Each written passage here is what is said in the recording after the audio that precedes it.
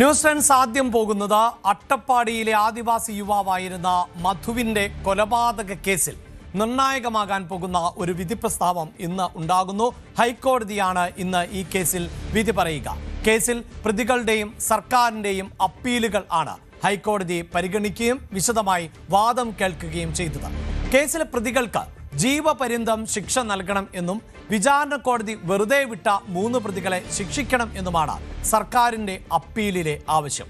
ജയിലിലുള്ള പ്രതികളുടെ ജാമ്യത്തിനും ഒപ്പം ജാമ്യത്തിലുള്ള പ്രതികളും എല്ലാം ഇന്ന് കോടതിയിൽ ഹാജരാകണമെന്ന് ഹൈക്കോടതി നിർദ്ദേശം നൽകുകയും ചെയ്തിട്ടുണ്ട്. അതുകൊണ്ട് തന്നെ ഈ വിധി പ്രസ്താവം തീർച്ചയായും കേരളത്തിന്റെ പൊതുസമൂഹം എന്ത് എന്ന് അറിയാൻ ഏറെ ആഗ്രഹിക്കുന്ന പശ്ചാത്തലം ആണ് ഉള്ളത്. വാർത്തയുടെ വിശദാംശങ്ങളുമായി നവമി ദിനേശ് ആണ് ചേരുന്നത്. നവമി, 16 പ്രതികൾ ഉള്ള കേസാണ്. അതിൽ 13 പ്രതികൾ ശിക്ഷിക്കപ്പെട്ട പശ്ചാത്തലം. എന്നാൽ ആ ശിക്ഷയിൽ നിന്ന് ഒഴിവാക്കണമെന്ന് പ്രതികൾ ആവശ്യപ്പെടുന്നു. ഈ ശിക്ഷ പോരാ, ജീവപര്യന്തം തടവ് ശിക്ഷയാണ് നൽകേണ്ടത് എന്ന് സർക്കാരും വാദിക്കുന്നു. ഇതിൽ ആണ് ഇന്ന് ഹൈക്കോടതിയുടെ വിധി പ്രസ്താവിക്കപ്പെടേണ്ടത്. എന്താണ് വിവരങ്ങൾ?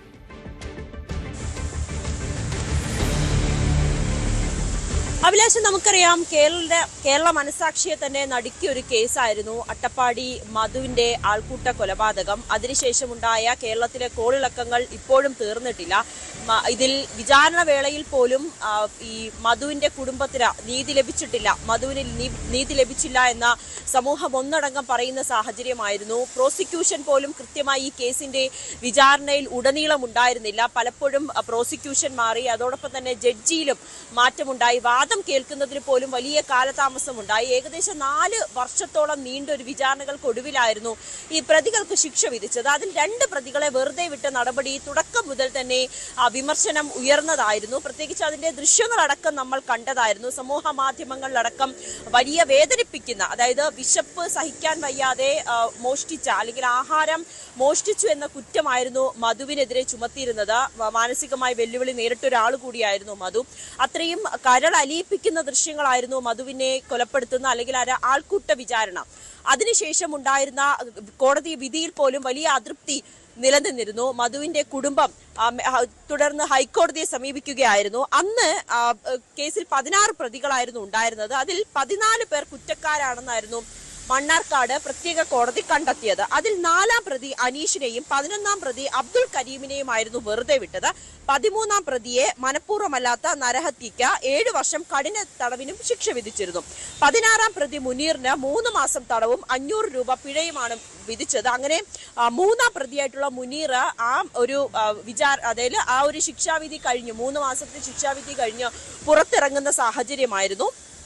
1ാം പ്രതി ഹുസൈന്റെ ശിക്ഷ പിന്നീട് ഹൈക്കോടതി മരവിപ്പിക്കുന്ന സാഹചര്യവുമായിരുന്നു. എന്തായാലും ഇത്തരത്തിൽ ഈ 16 പ്രതികൾ ഉണ്ടെങ്കിൽ പോലും 14 പേർക്കും നിസ്സാര വകുപ്പുകളായിരുന്നു കണ്ടെത്തിയത്, അല്ലെങ്കിൽ നിസ്സാര ശിക്ഷാവിധിയായിരുന്നു ഉണ്ടായിരുന്നതെന്ന് ഉന്നയിച്ചുകൊണ്ടായിരുന്നു മധുവിന്റെ കുടുംബം ഹൈക്കോടതിയെ സമീപിച്ചത്. അതോടൊപ്പം തന്നെ സർക്കാർ അതിൽ ആ ഒരു നിലപാട് തന്നെ സ്വീകരിച്ചു. ഹൈക്കോടതിയെ സർക്കാരും എടുത്ത നിലപാട് പ്രതികൾക്ക് ലഭിച്ചിരിക്കുന്നത് കുറഞ്ഞ ശിക്ഷയാണ്, അവർക്ക് ജീവപര്യന്തമെങ്കിലും നൽകണം എന്നാവശ്യപ്പെട്ടുകൊണ്ട് സർക്കാരും ഹൈക്കോടതിയെ സമീപിക്കുകയായിരുന്നു. എന്തായാലും ആ കേസിന്റെ വിചാരണ ഹൈക്കോടതിയിൽ ഇന്ന് കഴിഞ്ഞ ദിവസം പൂർത്തിയായതിനൊടുവിലാണ് ഇന്നിപ്പോൾ ആ കേസിന്റെ ശിക്ഷാവിധിക്കായി ഇന്ന് പരിഗണിക്കുന്നത്. എന്തായാലും വലിയ പ്രതീക്ഷയോടുകൂടി തന്നെയാണ് സർക്കാരും മധുവിന്റെ കുടുംബവും ഇന്നത്തെ ദിവസത്തെ നോക്കിക്കാണുന്നത്. പ്രതികൾക്ക് ജീവപര്യന്തം വരെ കിട്ടും എന്നാണ് അവർ വിശ്വസിക്കുന്നത്. അതിൽ 2 പ്രതികളെ വെറുതെ വിട്ട നടപടിയും അതും മരവിപ്പിച്ച് ഈ 16 പ്രതികൾക്കും കൃത്യമായിട്ടുള്ള ജീവപര്യന്തം എന്ന ശിക്ഷ തന്നെ നൽകണമെന്നാണ് കുടുംബം ആവശ്യപ്പെടുന്നത്. എന്തായാലും ഇന്ന് 11 മണിയോട് കൂടിയായിരിക്കും കേസിൽ വിധി പറയുക. ഇന്ന് അനുകൂലമായുള്ളൊരു നിലപാട് അല്ലെങ്കിൽ ഒരു വിധി ലഭിക്കുമെന്ന് തന്നെയാണ് മധുവിന്റെ കുടുംബം ആഗ്രഹിക്കുന്നതും. അഭിലാഷ്, തീർച്ചയായും ഇതിലിപ്പോൾ നവമി ഈ സൂചിപ്പിച്ചതുപോലെ മുഴുവൻ പ്രതികളോടും, അതായത് നിലവിൽ നമുക്കറിയാം ശിക്ഷ അനുഭവിച്ചു കൊണ്ടിരിക്കുന്ന പ്രതിയുണ്ട്, ഒപ്പം കേസിലെ 1ാമത്തെ പ്രതിയുടെ ശിക്ഷ മരവിപ്പിച്ച് നിർത്തിയിട്ടുള്ള സാഹചര്യമുണ്ട്, കുറ്റക്കാരല്ല എന്ന് കണ്ട് വിട്ടയച്ചവരുണ്ട്. ഇതിൽ മുഴുവൻ പ്രതികളോടും ഇന്ന് ഹാജരാകണമെന്ന് തന്നെയല്ലേ കോടതി ആവശ്യപ്പെട്ടിട്ടുള്ളത്. അതുകൊണ്ട് തന്നെ ശിക്ഷയോടൊപ്പം കോടതി ഒരു പക്ഷേ നടത്താൻ പോകുന്ന പരാമർശങ്ങൾ, വിലയിരുത്തലുകൾ അതും വളരെ പ്രധാനപ്പെട്ടതായി മാറില്ലേ?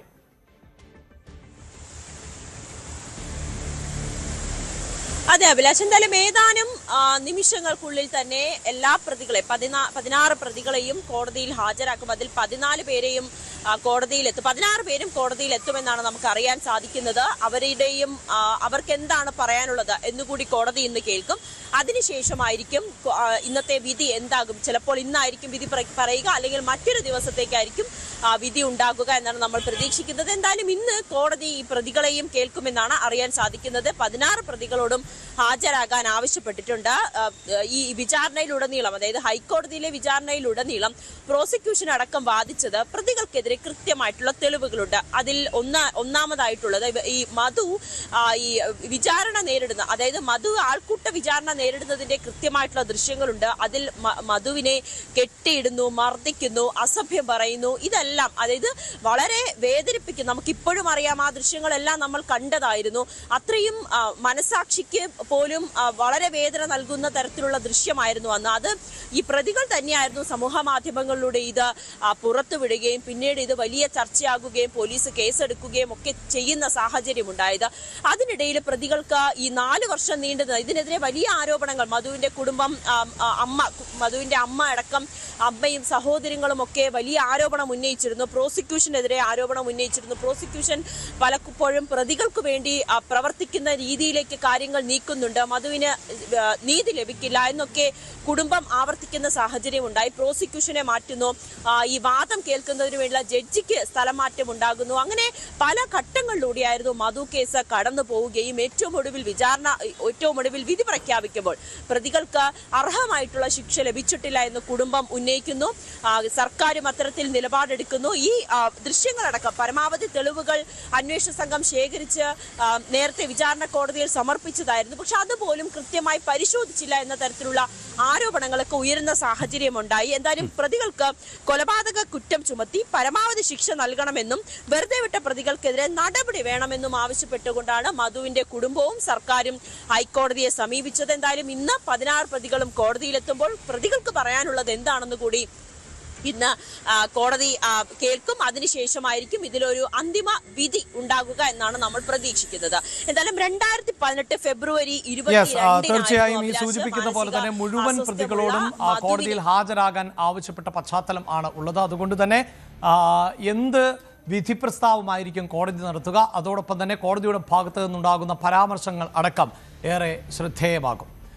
പ്രിയപ്പെട്ട പ്രേക്ഷകരെ, കേരള മനസാക്ഷിയെ ഒന്നടങ്കം ഞെട്ടിപ്പിച്ച, ലജ്ജിപ്പിച്ച ഒരു സംഭവം ആയിരുന്നു അട്ടപ്പാടിയിലെ ആദിവാസി യുവാവായിട്ടുള്ള മധുവിൻ്റെ കൊലപാതകം എന്നത്. ഒരുപക്ഷെ ഉത്തരേന്ത്യയിൽ നിന്ന് മാത്രം നമ്മൾ കേട്ടിട്ടുള്ള ഒരു വാർത്തയായിരുന്നു ആൾക്കൂട്ട കൊലപാതകം എന്നത്. കൂടുതൽ വാർത്തകൾക്ക് news 18 Keralam YouTube channel subscribe ചെയ്യുക.